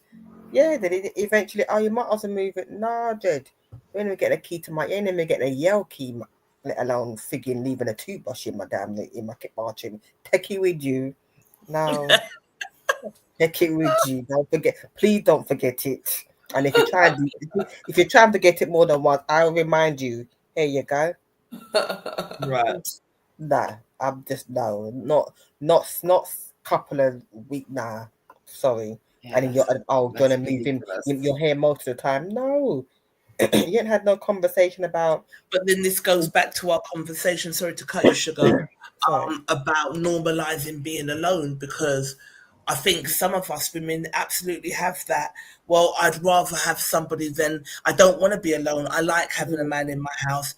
There is the option, you know. So it is a case of, do I normalize being alone, or do I try and help this man? I can see potential in him. So with the potential, we build with it. So it goes back to that conversation that we was having in terms of. I get that, but there's a difference between wanting to help somebody who's willing to help themselves and you. Now, if you are grown enough to, if I have to tell you as a grown man, that there are bills to pay, whether you're running me a bath or rubbing my foot or giving me some good ass sex, to tell you to go and get a job because I'm struggling, and then you come out with that kind of nonsense, then come out my house. Come out, because I'm not here. I'd rather be, if I'm going to struggle and there's somebody in my house, let me struggle by myself, please. I beg you, please, because the water will go down, electricity will go down, gas gone, everything is going down. Do you understand? Everything will be going down. So I would be choosing my peace and being by myself, because to me it's a heavier price to have your art there taking the piss, thinking that I'm your mother. If you never met me, what would you? If you never met me, what would you be doing then? So let's think of it like that. You are a grown ass man. Yes, we get along all that, but I'm not getting caught up in I don't want to be alone. Well, then don't complain, then, lovey. You don't want to be alone. You want to have that nonsense there. Then that's a heavy price to pay. Get on with it. So you lot don't think that he's being genuine? You just think he's mugging No, I don't. Dick. No. First of all, men, a man who does that, me personally, I don't see that as a real man. If you do something like that, you put in, because you just met her. It's not like you two have been together for a long time, and then you decide to go into a business, and then it takes time. That's a different situation. She just meet you, and then literally in that, this is what I mean. It's not like she know you from all the time, and you feel so.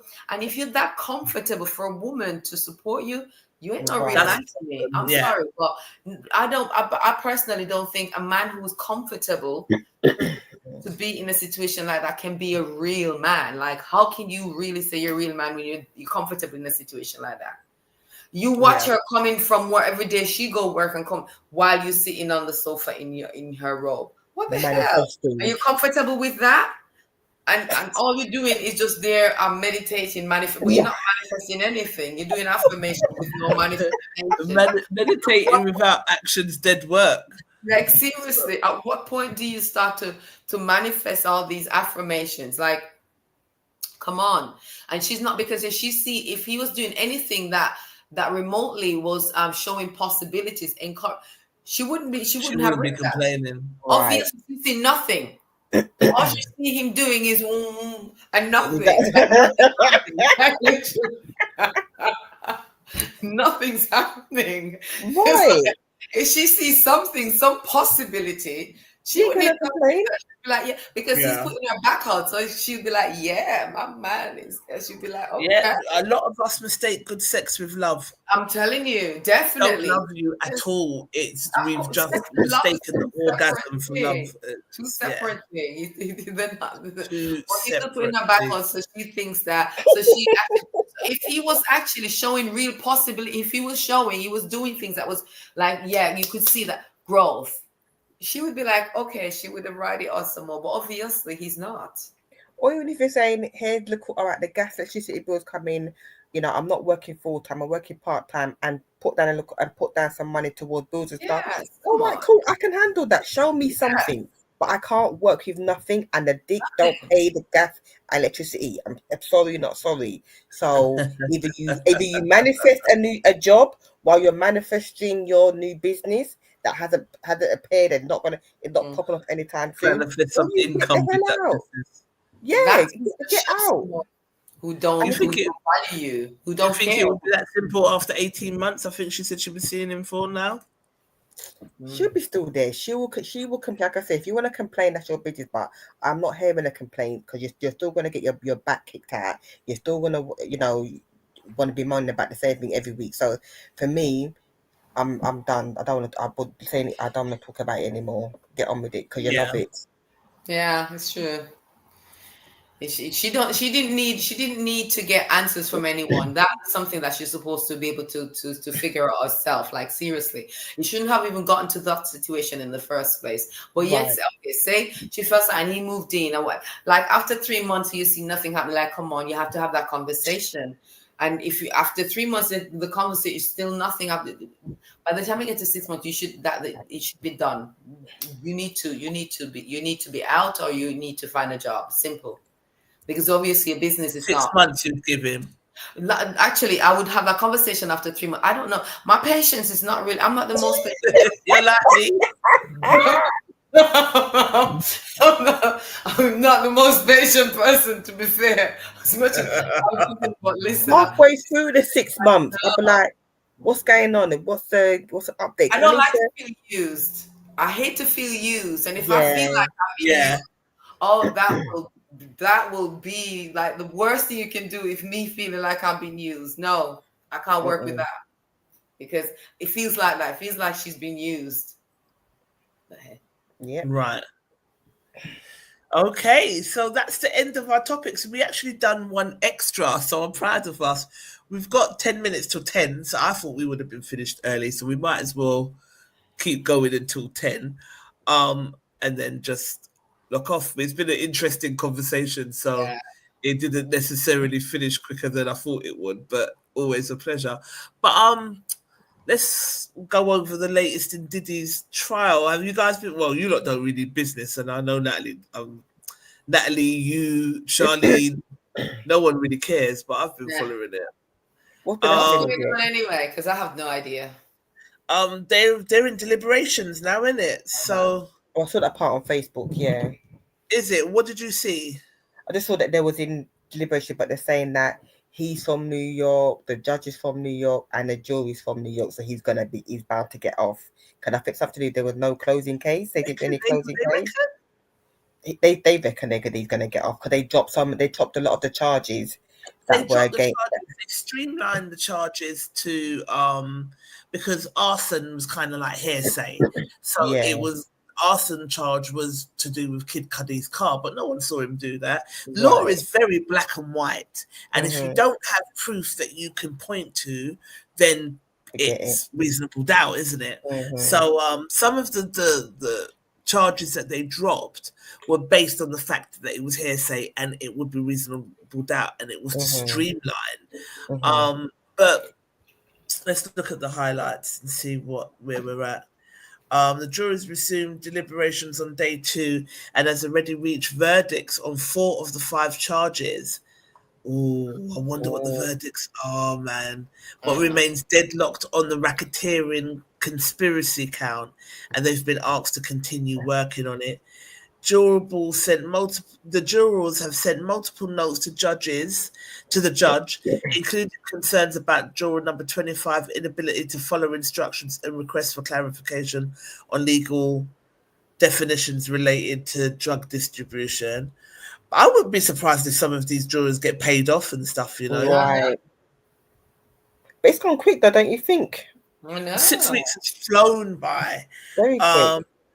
I don't know, because there was a talk of a pardon at one point. They're going to just let him walk. They specifically requested to re-examine key portions of Cassie Ventura's testimony, including incidents at the Intercontinental Hotel, the Cannes yacht party, and allegations of the male escort Daniel Phillips. Prosecutors argue that Combs led a criminal enterprise involving sex, in coerced sex, freak-off events, and threats based on testimonies from Cassie and other women. And like one's a Jane Doe because she doesn't want to be identified, but a lot of people think that's 50 Cent's baby mum, Daphne Joy. A lot of people think that, but who knows? 50 Cent. Oh, okay, yeah. Oh wow, really? Yeah, because she started rolling with him and stuff as well. So a lot of people think Jane Doe, the person who doesn't want to be identified, is her, and you don't want to be identified because 50 is going to drag your ass. Could you imagine 50 Cent as your baby father and you get caught up in this? He's gonna drag you. Well, it makes sense though that then it makes sense why he had such beef with Puffy as well, isn't it? Right. This is what a lot of people are saying. What's next? What else? The jury continues deliberating with no set timeline for final verdict. The judge has reminded them of their duties and instructed them to keep working on unresolved racketeering charge. The case carries a huge weight. A conviction, especially on racketeering, could mean decades behind bars for Combs. Plus, it highlights serious allegations, including abuse of sex trafficking, coercion, centered around power dynamics of fame. So that's where they're at. So I don't know. I mean, yeah, it's not what you know, it's what you can prove. Absolutely. I mean, I've been following the case on and off.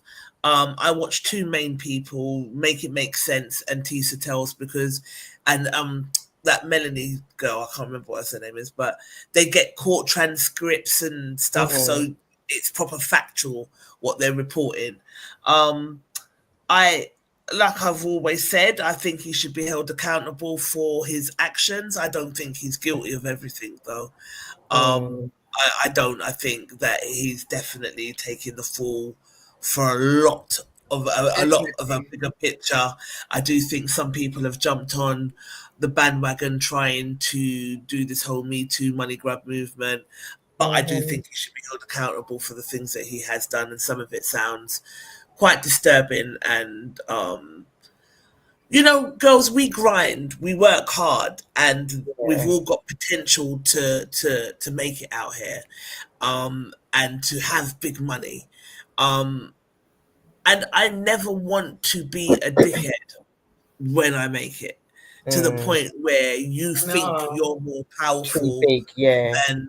Yeah, you can't use and abuse like people, that. just use people as as pawns. I never want to be that character, and I feel like maybe the rich that I want to be hasn't come until your spirit and your mind is in alignment, and you know how to deal with this. You don't lose yourself. You know what I mean? So many people lose themselves with money. It's so true. Yeah. I don't agree that money is the root of all evil. Definitely not. I think it's an energy, and it can highlight characteristics, and it's up to you what you allow it to pull out of you. But I think with you, with being out with you and Diva Church, well, with you basically, when we say, okay, right, we've got our target, you know, we want to get our target and so forth, and then you see like a little child comes over, and they're just so mesmerized by the crystals and stuff or one of the chains. I mean, we're having a good day, and then like I remember one time, little girl saw the chain was in Brighton and she loved it so much, but her dad was not getting it for her, and he was like, "You know what? She absolutely loved it." And he was like, "It's all right, come. Because which one do you like?" And she pointed to it. And he was like, "It's okay." I think the dad did buy something, but didn't buy anything for her. And you gave her the chain, and she was like, "Wow!" And then someone else came and bought something else. So it's, you know, if you wasn't, you know how to give, and also to, you know, people buying and to give as well. So your heart is open. So I call it the red buzzer. Somebody might get that red buzzer on the day where she's like, you know what, you spent X amount, you know, here you go. I won't give it to you for free, or I'll give it to you for half price. So I think I can definitely hand on heart say you're not that person to get big, because you've worked so hard. I've seen you from since 2017 up to now, work so hard in grafting and doing what you're doing, and you're so appreciative of when people buy from you, or if someone doesn't buy from you but they see something that they like, and you think, oh, you know what, let me just, it's a little £10, let me just, you know, grace them. And then, you know, you never know what can come back. And as you've always said, you give out, and you know, hopefully it will come back tenfold. So that is never you, because you're appreciative. We're definitely meant to be on this earth to be kind. I think just to not have any expectations from people. Like the other day, we left Lewisham and we got to Whitechapel because Gary introduced us to this Chinese place called Dragon's Den, and the food is just so good.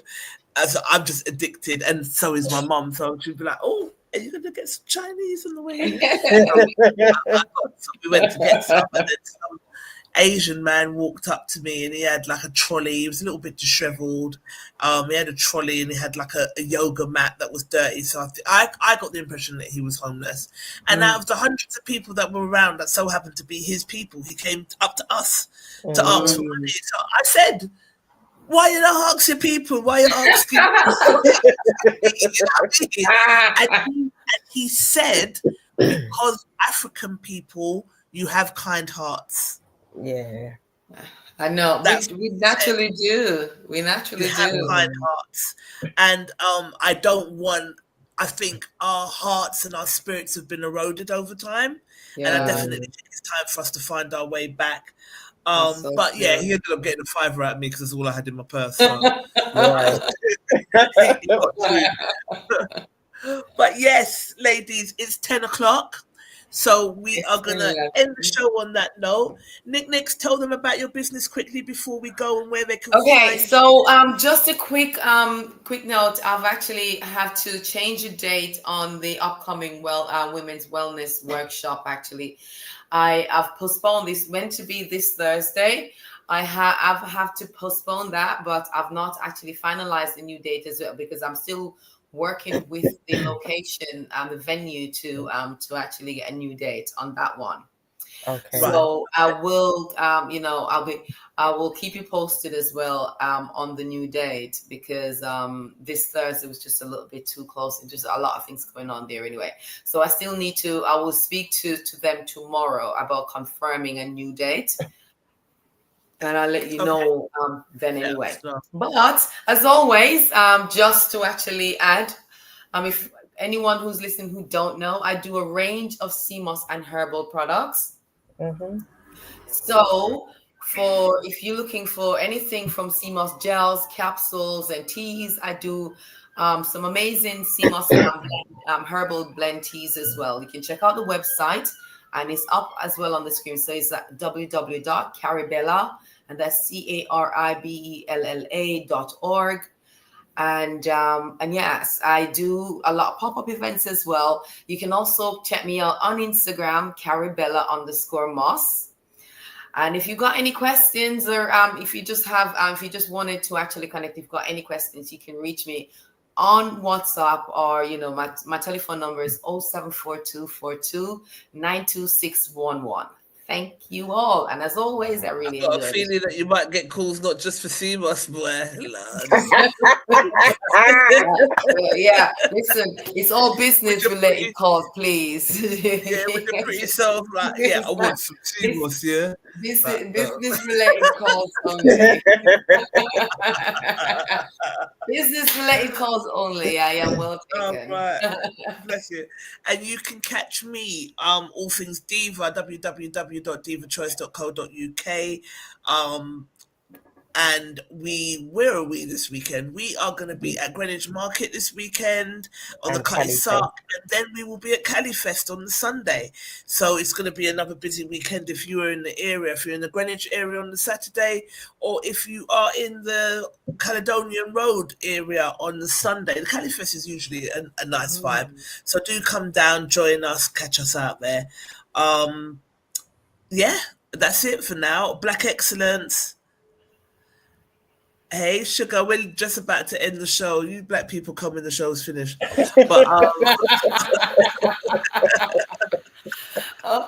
yes, but, I've forgotten to mention as well. Anyway, this weekend I'm going to be Signet Square on Saturday, so that's Abbeywood, and then on Sunday Queen's Park Farmers Market. Okay, so if you're in those areas, just do come and check us out. Black Excellence, Gary, if you're still watching, we want to do our Black Excellence pre-carnival summer party at Archway Market on the 15th of August, which is a Friday. Okay. So do pop that in your diaries. That's what we're going to be working towards. And then we'll let you know about other dates and other things as we kind of move on. We wanted to do July, August, September, but it's just not working out. Like everyone's really busy. There's just a lot going on. Yeah. So I think it might be better to do the August party on the 15th. So Gary, if you're still watching, put that in your diary. Hopefully we'll be able to sync dates, and that will be Black Excellence 15th of August, and we will update you as to where Carabella's going to be and where Diva Choice will be each week. We'll let you know. Also, I want to shout out Sabina Corbin before we go. We've got some videos to chop up of her show. It was really, really good, and I'm looking forward to having you back on. So again, I will drop the details of her business in the group, and look out for further little shorts coming from her. All right? Ladies. Okay. So yes, always a pleasure. We made the 2 hours. We didn't melt. I didn't think I was going to make the 2 hours. I feel like, I know. It's been a hot day, I swear. It's like, and then I have my door closed as well, so I'm looking forward now to just get some fresh air. But it's been good. Yeah, Cool. it has been always a pleasure. You fit right in anyway, but I always knew Thank you you, would. ladies.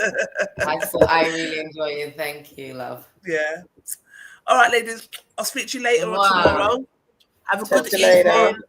But And I'll stay talk to you cool. tomorrow, my love. Yeah, Take definitely. care. Stay cool. Mwah. Bye. Bye. Take care. Bye.